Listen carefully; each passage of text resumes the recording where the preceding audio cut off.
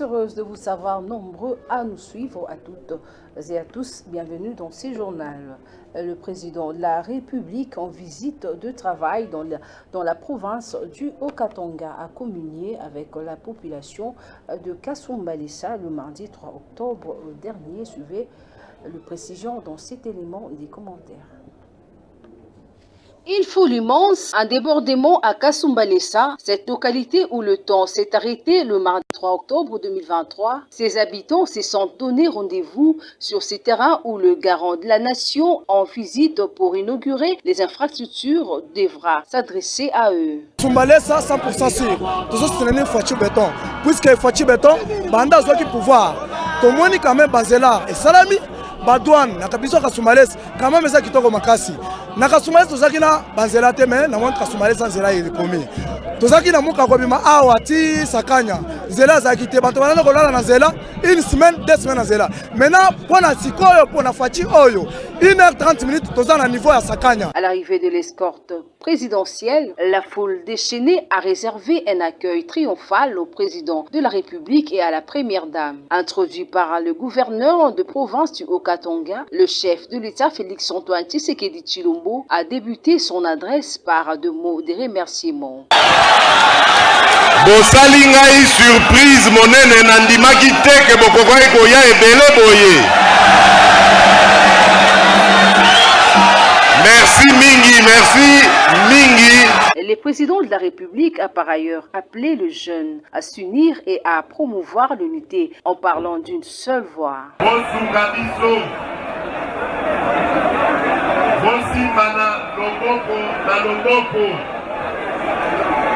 Totika makambo ya kokabwana. Bino ba jeune bilenge. Bino esengeli bono baka langage moko. Langage na bino ezali ya République démocratique du Congo. Le commandant suprême a en outre exprimé sa gratitude envers les compatriotes qui ont choisi de rejoindre les rangs de forces armées de la République démocratique du Congo. Aujourd'hui, le nombre s'élève environ à 40 000 jeunes formés, prêts à contrer les menaces des ennemis de la République démocratique du Congo. Toujours dans les Haut-Katanga, le président de la République a cette fois-ci procédé à l'inauguration du nouveau bâtiment administratif de la DGDA et du port sec du Haut-Katanga. Les précisions dans cet élément des commentaires signés Onur Ilunga. Séjournant depuis le week-end dernier dans le Haut-Katanga, au sud-est de la République démocratique du Congo, le chef de l'État Félix-Antoine Tshisekedi Tshilombo a inauguré le mardi 3 octobre 2023 le nouveau bâtiment administratif abritant le service officiel intervenant dans les opérations douanières dont la Direction générale des douanes et assises de GDA à Kasumbalesa. Cet ouvrage comprend un parking d'une capacité de 1500 camions à l'importation, de même capacité à l'exportation ainsi que d'une route de contournement longue de 8 km. Érigée à la cité frontalière de Lukangaba, en territoire de Sakanya, dans la province du Haut-Katanga, le port sec a été inauguré le même mardi par le président de la République Félix-Antoine Tshisekedi Tshilombo, qui était accompagné de la distinguée première dame Denise Nyakero Tshisekedi. Ce projet de port sec a été lancé le 16 octobre 2020 pour une durée provisionnelle de 30 mois, mais réalisé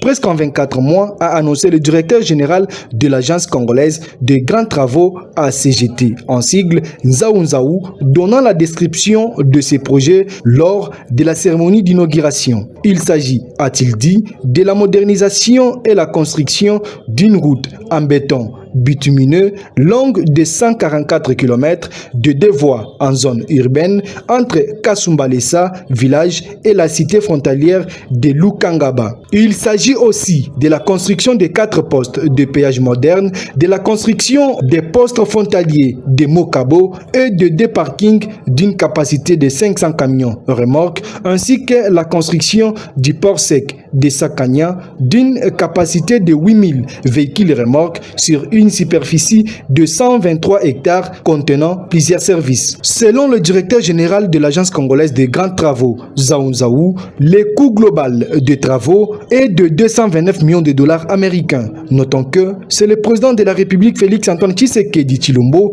qui, par sa vision, a impulsé la matérialisation de ces projets au bénéfice de la population du Haut-Katanga en particulier et de la République démocratique du Congo en général. À l'Assemblée nationale, les élus du peuple ont adopté le mardi 3 octobre 2023 le projet de loi d'aménagement du territoire présenté et défendu le mardi 26 octobre 2021 par Guy Luando, ministre d'État et de l'aménagement du territoire. Suivez ses propos recueillis. Adoption le mardi 3 octobre dernier par le député national du projet de loi d'aménagement du territoire défendu le mardi 26 octobre 2021 par Guy Luando, ministre d'État de l'aménagement du territoire. Il vise à répondre à la question du territoire congolais, projet qui vient régler en amont le conflit dans la gestion de titres. Déclaré recevable, ce projet de loi est envoyé à la commission aménagement du territoire, infrastructure et nouvelles technologies de l'information et de la communication pour un examen approfondi. Le député François Nzekouye avait par motion incidentielle sollicité du bureau de l'Assemblée nationale la saisine de la Cour constitutionnelle pour trancher. Cette dernière a rendu verdict confirmant les soubassements de ces textes de Guy Luando à l'article 203 alinéa 16 de la Constitution. Cet avis de la Haute Cour met fin au suspense et permet à la Chambre basse du Parlement de continuer les procédures législatives. À la séance plénière de ce mardi, l'Assemblée nationale a procédé à l'examen au fond. Soumis au vote, 285 députés sur 287 présents ont voté pour, 2 ont voté contre et aucun ne s'est abstenu. Dans nos provinces, la gouverneure du Lualaba, Fifi Masuka Saini, ensemble avec sa population, remercie l'implication du président de la République, Félix Antoine Tshisekedi Tshilombo, et attendent impatiemment son arrivée dans les Lualaba. Le précision avec Sarah Toudiéché.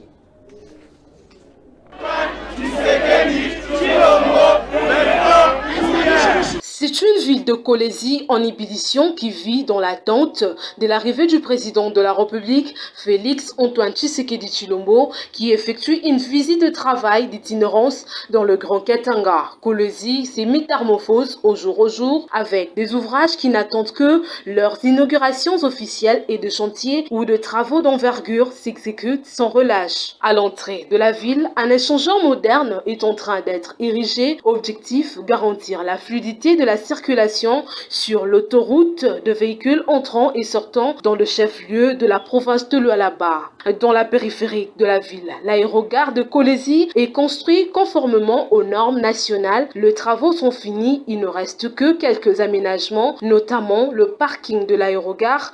Dans le hall, on trouve 2 dispositifs, les arrivées et départs pour le national et même disposition pour les vols internationaux. L'Assemblée provinciale du Lualaba a son nouveau siège. N'étant fin à son statut de locataire, il s'agit d'un somptueux bâtiment qui abritera l'hémicycle du Parlement, disposant d'une grande salle de plénière et de locaux pour le président de l'Assemblée provinciale et le membre de son bureau, ainsi d'un autre bâtiment administratif où le président de l'Assemblée provinciale et chaque député sont dotés de bureaux. Il ne s'agit là que d'un échantillon de nombreux et grands ouvrages de reconstruction et de développement de Kolwezi qui réconfortent la vision du chef de l'État sur la promotion du leadership féminin incarné dans la province de Lualaba par Madame la gouverneure intérimaire Fifi Masuka Saini. Parlons sécurité à présent. Le verdict est tombé.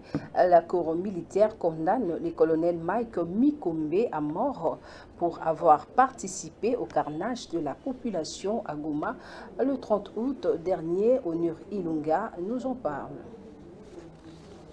La cour militaire du Nord Kivu, siégeant en matière répressive et en procédure de flagrance au premier degré. C'est ce lundi 2 octobre 2023, tard dans la nuit, que le verdict dans le procès sur les carnavages des civils à Goma, dans le Nord Kivu, du 30 août dernier, est finalement tombé. 6 militaires, dont 2 officiers de l'armée, étaient poursuivis par la Cour militaire du Nord Kivu pour leur implication présumée dans cette répression violente qui avait coûté la vie à au moins 56 civils, en plus d'une 70aine de blessés. Le colonel Mick Mikombe, commandant de la garde républicaine unité spéciale, soupçonné d'avoir été en première ligne, a été condamné à mort puis radié de l'armée, alors que 3 soldats de 2e classe ont écopé chacun de 10 ans de servitude pénale principale. Toutefois, le colonel Bawili du 19e régiment ainsi que le militaire Idriss Kabamba de la 2e classe ont été acquittés. Il s'y est de rappeler qu'aux premières heures de matinée du mercredi 30 août dernier, en ville de Goma, l'église d'une secte mystico-religieuse dite Wazalendo avait été prise d'assaut par un commando de l'armée congolaise qui tentait d'étouffer dans l'œuf une manifestation anti-MONUSCO. Sur place, une 50aine de civils avaient alors été ciblés par les balles des soldats. Les uns avaient été tués, d'autres blessés et d'autres encore arrêtés. La garde républicaine commandée par le colonel Mick Mikombe avait été pointée du doigt dans la répression. Dans le même chapitre, la voix de Sans Voix pour le droit de l'homme salue le verdict de la Cour militaire du Nord Kivu rendu ce lundi 20 octobre suite au massacre d'Igoma le 30 août dernier au baie de Luaba. Nous en dit plus.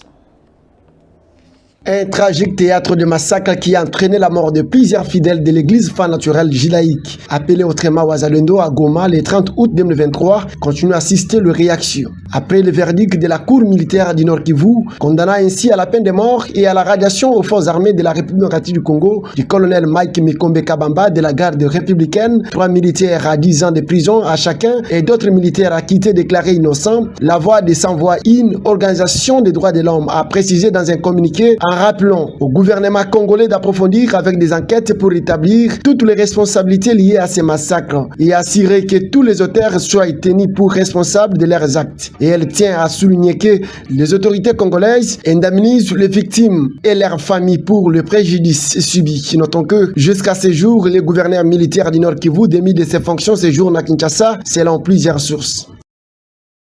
Revenons à Kinshasa où Nathalie Alamba, bourgmestre de la commune de Limete, a reçu une délégation des artistes sculpteurs en bois ce mardi 3 octobre dernier dans son cabinet du travail. Karine Vili et Ilunga nous en parlent.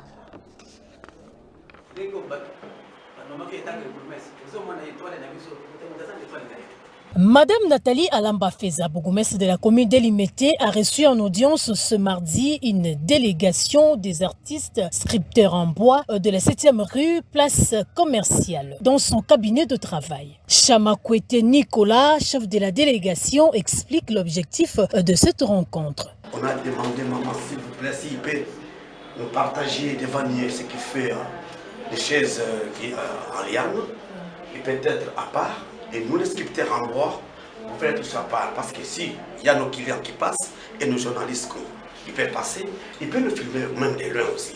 Alors, comment nous sommes dedans et uniquement les vanniers sont devant.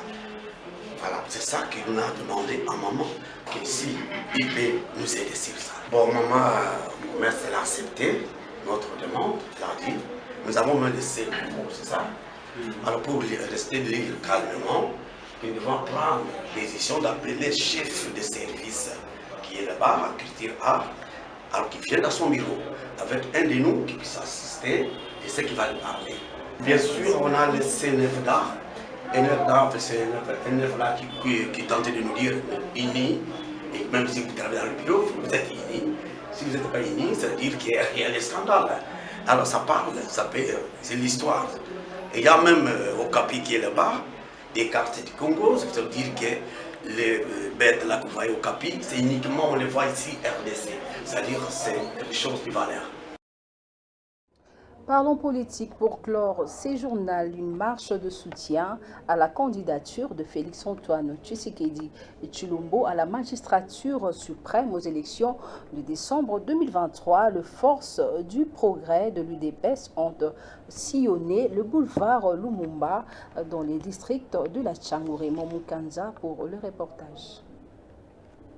Tous azimuts derrière Félix-Antoine Tshisekedi pour sa réélection à l'horizon 2023. Les forces du progrès de l'UDPS ne pouvaient rester anonymes. Ils ont organisé une marche de soutien à la candidature du chef de l'État. Tout a commencé à la district de Tchangou, Pascal, où ils ont sillonné le long du boulevard Lumumba. Chants, danses, cris de joie éclaira la lanterne de l'opinion sur large objectif laissé par les Sphinx et lui mettait le patriarche Étienne Tshisekedi Wamulumba d'heureuse mémoire. Cette force du progrès de l'UDPS ne jure que sur la candidature du fils du terroir, l'homme qui a changé la donne politique en République démocratique du Congo par une alternance pacifique au pouvoir en 2018, Félix-Antoine Tshisekedi Tshilombo. L'événement est là juste pour nous soutenir mokonzi ya mboka na biso président de la République mwana ya Congo ozo sala makamba bien ezomonana na miso ya batu ezomonana na miso ya nation biso jeunesse ya IDPS précisément force du progrès otoza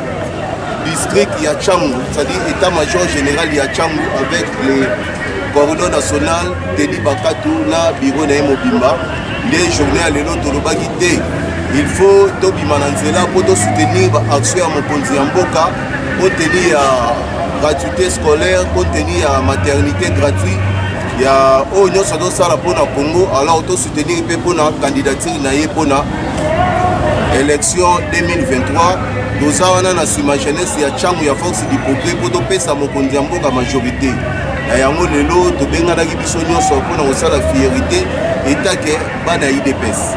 À tout prendre, les forces du progrès ont rehaussé leur présence. Cap vers 2023, Félix-Antoine Tshisekedi a droit à un second mandat pour mener à bien ses attributions régaliennes pour une République démocratique du Congo émergent. Les forces du progrès seront et resteront derrière lui. Progrès viva, base. Force du progrès viva, hey du Congo. Force du progrès viva, état des droits, zéro corruption, les peuples d'abord, développement, facilitant, Siona, Idouche, Binéatek, c'est vous libérer, Agigigigigigigi, boum, mon père. Tokobango, Tokobangisa, Tokobangisa, Abisi Boulafachi. Voilà, ce journal est complètement fini. À toutes et à tous, merci de nous avoir suivis. Portez-vous bien et prenez soin de vous. Bonne suite des programmes sur Yokason Télévision. Au revoir. Merci beaucoup, fidèles téléspectateurs. Merci en tout cas. Dans mon sens. Voilà, c'est un peu ça. Moi, je trouve ça, c'est pas Ndenge va le contacter dans Pasteur Marcelo, ou soit peut-être un débat va comprendre qu'il y a au mal, mais dis-moi. Oui, lui-même, il avait déjà parlé de... Donc, c'est un acharnement. Non, c'est un acharnement pour lui. C'est un acharnement. C'est un acharnement. C'est un acharnement. C'est un acharnement. C'est un acharnement non fondé. Non fondé, c'est-à-dire base exacte. Base exacte. Parce qu'à revenir quand Mambo Wimba. C'est un peu ça. Si la musique a retiré la plainte d'Abango. Automatiquement, pour votre information, je vais dire ça. Malgré Zaki, Baboué qui a caméra, je vous dis, tu sais, moi, je suis journaliste d'investigation. Et le jour-là, le maman Amazon, il était allé voir Pasteur Marcelo. Il était allé voir Pasteur Marcelo. Maman Amazon. J'ai dit bien, je pèse bien mes mots. Maman Amazon. Baboué qui coûte voir même ma caméra, tout là, mais dis-moi, moi,